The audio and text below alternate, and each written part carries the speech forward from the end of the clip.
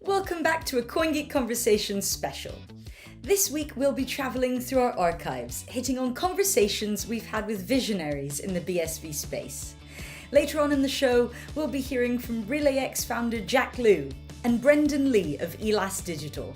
But first up, it's Lorien Gamaroff, CEO and co-founder of Centbee, a BSV payments and remittance company.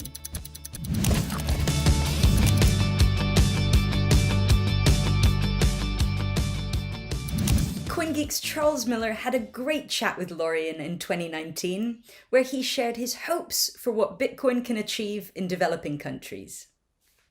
You were born in Zimbabwe, and obviously for anyone brought up in Zimbabwe, money is a very, very important issue in their lives, I suppose, isn't it? I mean, how did that affect you?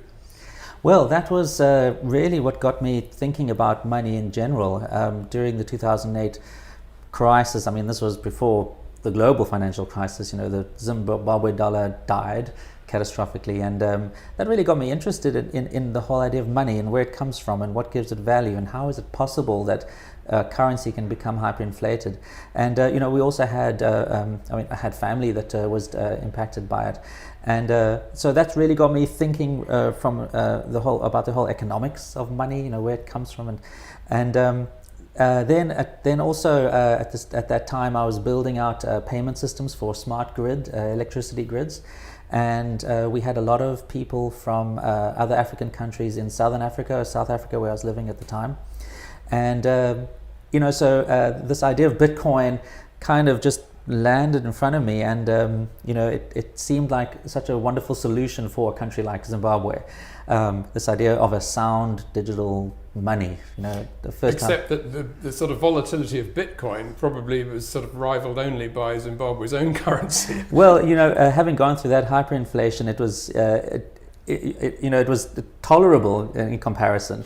Right. Something that could go up 10% a day, that's nothing, right? Or down. So, but of course, as you could see that it's a technology that is still in its infancy. There's a lot of uncertainty around it, specifically from in the regulatory environment. Regulators are still trying to get to grips with it. But and also I remember the 90s. I was a computer science student, and how the internet was being born, and it was confusing, and nobody understood it, and complicated. But I saw how that all unfolded, and I felt like, well, here we have another technology. It's in its infancy. It's confusing to most. It's based on a sound economic thinking, which is something that I was suddenly aware of. And I just thought, well, if this unfolds in the same way as the internet, then there must be a possibility that this will change the world. And so, there were a lot of different things that got me really excited about it.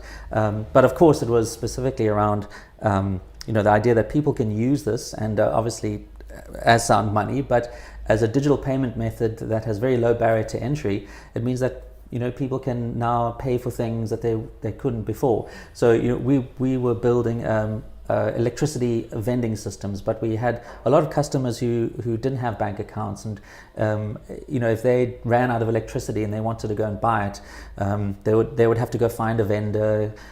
Most of the time they used cash, which was increased the costs, and I thought, well, Bitcoin would be a perfect solution for that. So I built Bitcoin into our vending system at that time. But the company wasn't that excited about it. I think Bitcoin at that stage was tainted with the idea of Silk Road and how people were using it for all these different things. But then you were hoping that people in other places around the world would be able to sort of crowdfund energy to some African schools and so on, is that? Yeah, so then once I realized I couldn't carry on with this commercial company doing this, I started thinking of other ways to use Bitcoin, and I founded a company called Banky Moon, which was essentially an advisory company, a consulting company, and I spent a lot of time at conferences talking to people about the potential use cases of Bitcoin, but this idea of being able to create some kind of organization, a charity organization that can make use of payments much more efficiently than organizations do today, where a donor can directly fund the needs of some little African school by paying Bitcoin for energy. I just thought that was such a great use case. Cut out all the infrastructure of big NGOs. Yes, it means that there's no or very little admin costs. There's no corruption. All the payments are visible and go directly to the meter and purchase the energy. There's no waste. So it just seemed like such a nice way for a donor to donate to a cause they believe in without having to worry about where is that money in fact going? Is it being spent on the thing that I want to spend it on? And then I decided to stop talking about that and actually create that. And so then we set up this whole pilot and we showed how it would work and so on. So that was something that I was quite passionate about. And I thought that there was a positive use case about Bitcoin that we could present to people and say, look, it's not just for drug dealers and money launderers, and that's why I wanted to speak on the virtue of such a thing. Inspirational listening to Lorien Gamaroff there. It's always great to hear from those in the Bitcoin SV ecosystem who are using this technology to improve lives. Next up, we'll be hearing from Jack Liu, the man behind Cambrian SV, Float SV, and super wallet RelayX. In this interview, Jack explains what attracted him to Bitcoin and how he hopes micropayments can revolutionize the way we live. And now you've gone off and done your own thing. Why did you decide to do that, and what was your sort of vision for the next part of your career? I felt a certain kind of calling. I had certain goals or visions I had for Bitcoin when I first discovered Bitcoin in 2013. That was a wow moment for me, where I thought, if you look at what was already happening between 2009 and 2013, I projected forward that by now, almost entering 2020, we would see a lot of the things that I'm already described so far to you. And evidently, in the last few months, I realized we have not seen any of that. We're still engulfed in a world where we see Bitcoin as some kind of anti-government tool or used for money laundering or for speculation on exchanges. And so I really came to a juncture in my career and life where I said, I'm not that proud of what I've been, this industry that I've been a part of. And do I want to leave entirely, or do I want to do something and contribute to kind of make the story whole again? And that's the decision point that made me, leave Circle and do my own thing. So let's talk a little bit about what you've been doing since you left Circle, Sure. which has certainly been busy to fulfill your dreams of getting SV working the way you think it should work. Yeah, so we started with what we wanted Relay to be. And so I think our mission statement is we want to help people participate in a real-time economy, which quite frankly has nothing to do with being able to onboard and offboard and buy and sell Bitcoin. That is not our mission at all. That's kind of also why we're so eager to accelerate all the building of the ramps around the world, because we have something we want to do beyond that. Core to that idea is that once you're in Relay, or quite frankly any other wallet that is running Bitcoin SV, you now have a tool, a form of money in your hands, in your account, that can be infinitely divisible, which allows you as a user to have microtransactions all over the place. So that is kind of where we see a future of. So specifically to uses, there are, I think, brilliant people who live in Rwanda or elsewhere in Africa whose family income might be only $2 or $3 a day. Right? We see that World Bank statistic, people live on $2. There's probably a smart kid, lots of smart kids who, or young adults who have an Android phone or something like that. And if they can start doing tasks like answer customer service tickets or do business development, they can be paid for a little action. Mm-hmm. And at the end of the day, if they made $3, that just doubled their family income. Yeah. And that's not limiting them to just doing customer service. From there, they can get school supplies, do whatever, and then we might find out there are many more Elon Musk or something like that. So some business has got to get established that will sort of put a call out for people Yes. in those countries with a phone, and this is all you have to do, kind of thing. Yes. And we think the fiat on and off ramps are the hardest part of our mission, because that is putting a call out for people to process transactions. Putting out calls for people to do customer service is relatively much more simple. Right. So in the same kind of Relay app, which today people see a payment app, I think our goal and how we measure our team is how many people can start using Relay with no fiat or Bitcoin and earn money in Relay and live their life that way. And that will be possible, would it? We hope so. That's kind of what we're building for in the relatively 1 year time frame. That would be amazing. Jack Liu of Relay X, definitely one to watch. And finally, we'll be hearing from Brendan Lee, founder of Elas Digital. He's been involved in one of the most exciting projects in the BSV ecosystem to date. Tuvalu is on track to become the world's first paperless society.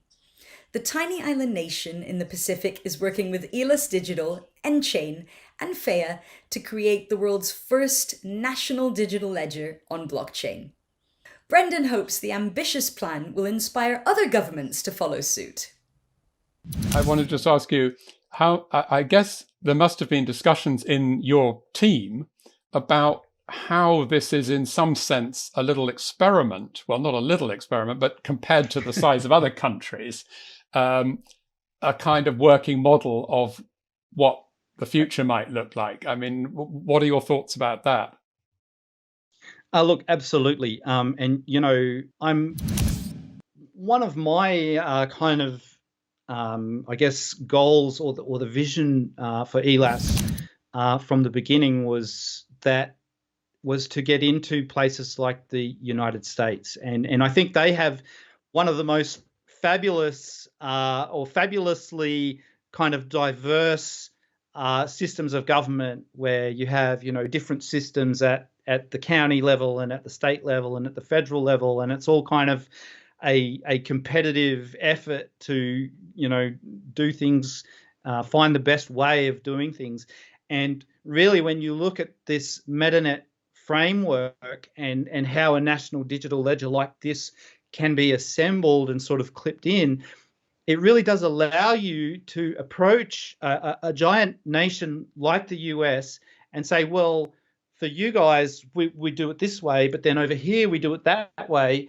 But then at the top of all of that, you still have those common documents like the Constitution, you know, like the Bill of Rights, and where you have, you know, even with those documents where you have all of the signature requirements needed to create amendments and all of that sort of thing, we can build that in Bitcoin, and we can actually provide that entire framework and documentation of government in a way that's completely open and able to be scrutinized and pushed and prodded and used by everyone in a giant and diverse and amazing place like that. And being able to create this in Tuvalu first, I think is an amazing opportunity for Tuvalu, but also an amazing, I guess, example of what's possible in a microcosm at a macro scale. And I think we're going to get a lot of scrutiny as we get further along in this project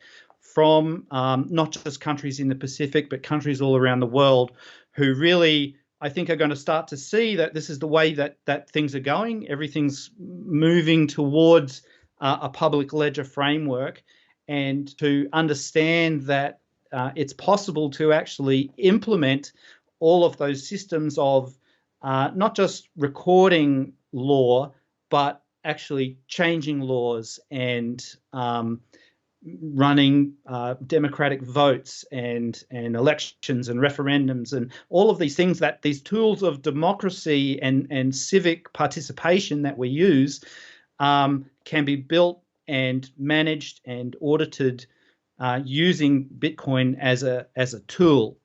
And so it's for this reason that you won't hear me talking about price or money or any of this kind of thing. I find that quite uninteresting. And I think the really exciting thing that's going to happen is not the reinvention of government. We don't need to reinvent anything. What we need to do is make it more open and transparent, and that's what we can do here. And so that's, that for me is really the long-term vision, not just for Tuvalu, but for everywhere. And so it's a tremendous opportunity to be here at on the ground floor with the Tuvaluans who've been such wonderful participants in the process. A perfect use case from paradise. Tuvalu may just be the first of many countries moving towards a digital ledger framework. And there we have our 3 exciting visionaries developing game-changing solutions on Bitcoin SV. Next week, we're going to be picking 3 more heroes when our theme will be the technologist. Who do you think they'll be? Thanks for watching this CoinGeek Conversation special. And please join me, Natalie Mason, again next week.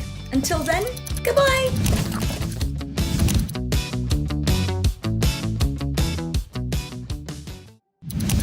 Is greatness really just for a chosen few? For prodigies? For superstars? It's not planned. It's experienced by those with great support and some resilience. For those that strive to go to the edge once more, pushed and guided with excellent support. Support that provides groundbreaking technology by and for those that know it's all about velocity.